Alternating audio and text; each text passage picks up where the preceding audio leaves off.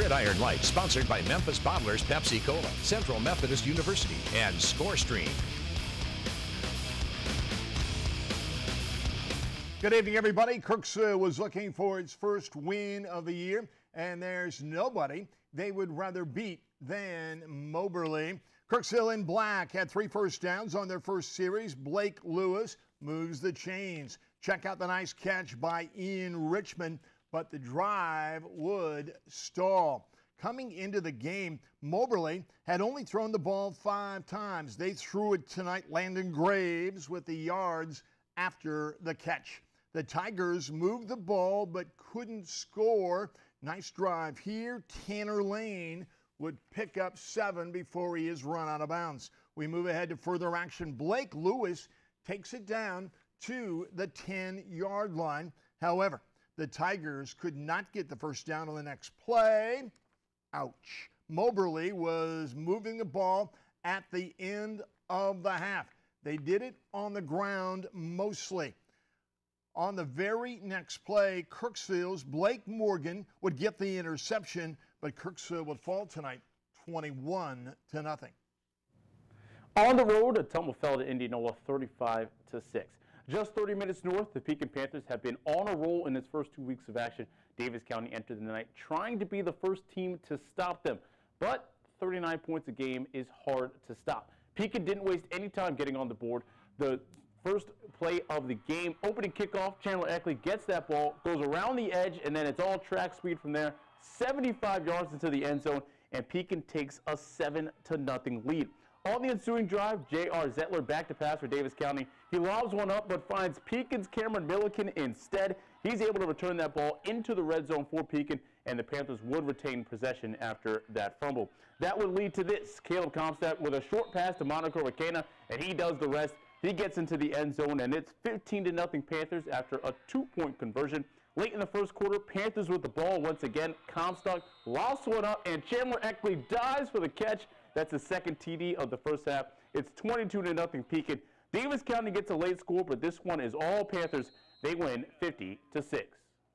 The Midgets of Putnam County were looking to come up big against Trenton. Putnam County in blue. 2 Midgets don't fall for the fake as Lane McDonald and Ian Trent would get the sack. Trenton runs 65, toss power trap to perfection. Matthew Sibbett takes it down the sidelines to the 20-yard line. 3 plays later, number 25 would take it in and score. Here's more Putnam County defense on the night. Payne Pfeiffer comes up with the interception, and he takes it all the way in for the score. That would tie the ball game up at 7.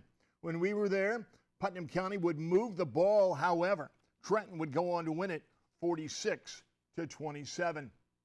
Both teams agreed to donate the proceeds from the gate to the Red Cross to help the victims of Hurricane Harvey. It will help a lot of people. I got a text message from a woman that used to be our trainer here. Stacy Latham was her name. Her husband was the athletic director at Kirksville, and she had said that they had been rescued by boat through the roof of their house, but they were fine, and they really appreciated the fact that we were helping out, and so I told them we were going to send some Midget Mojo their way.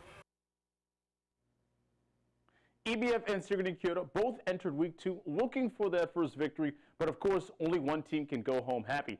This is the Rockets' first contest on its home field.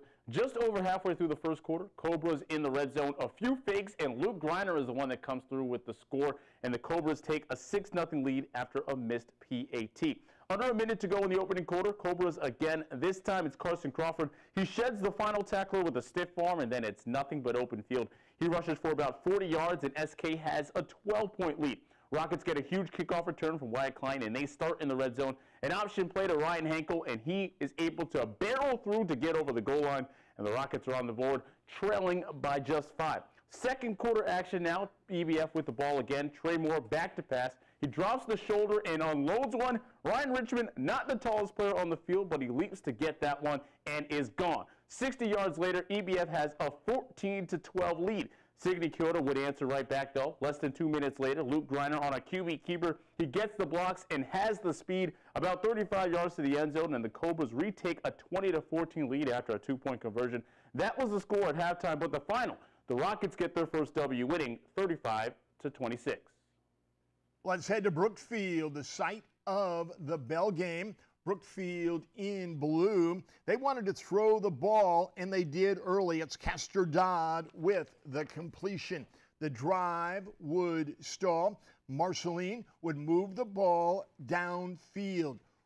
Ryan Chrislin would take the ball right there. He breaks it up the gut all the way down to the red zone.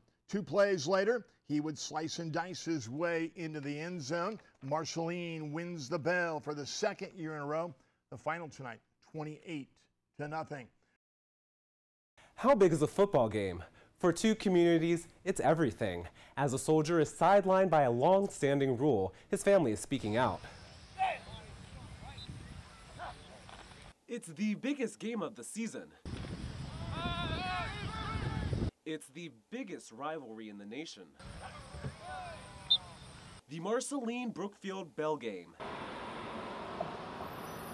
It's ranked as the #1 high school football rivalry by USA Today, but a controversial decision is sidelining one of Brookfield's players. He said, "Logan, it's not looking good," and immediately my heart sank. Number 44, that's Logan Thomas on the field, defensive lineman.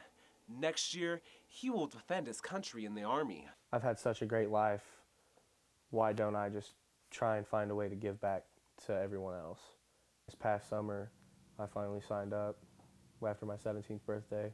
That has cost him a game he's waited most of his young life to play in. From 3rd grade, when they start playing Pee-wee football, that's all the little boys around here think about is when they're going to be a senior and when they get to fight for the bell. Something his mother is visibly upset with. The United States government says my kid is fit and can go to war and can fight for everybody, but he can't tackle a kid. 3.9.1 of the Missouri State High School Activities Association handbook requires students to participate in 14 practices before an event. Before the big game, Logan will have 13. Unfortunately, the situation is what it is. MSHA is our governing body for our athletics, our high school athletics. Hi, this is Lewis Finley from KTVO. I spoke with MSHA's communications director, Jason West, over the phone. Here's some of what he had to say. 14 days of practice rule has been part of the association for a number of years. Conditioning yourself in full pads and helmet for a football game is different than what will be happening at basic training. The Thomas family says school officials told them they would try to work something out. An appeals process is available. In this case, MSHA says they were only contacted for clarification on the rules. This situation is not unique. In fact, West says there have been several young soldiers who have missed out on games due to this ruling. People have been treating veterans like crap for years, and I've always known that, but it didn't hit home until I had a soldier of my own. And so I'll do what I can. Right now, playing in this game is not my first priority. My first priority is getting this rule changed for everyone that falls behind me. Though Logan will be out of this game, he plans to wear his military uniform on the sideline. Meanwhile, West says MSHA has no plans on changing the rules for soldiers like Logan. Lewis Finley, KTVO News.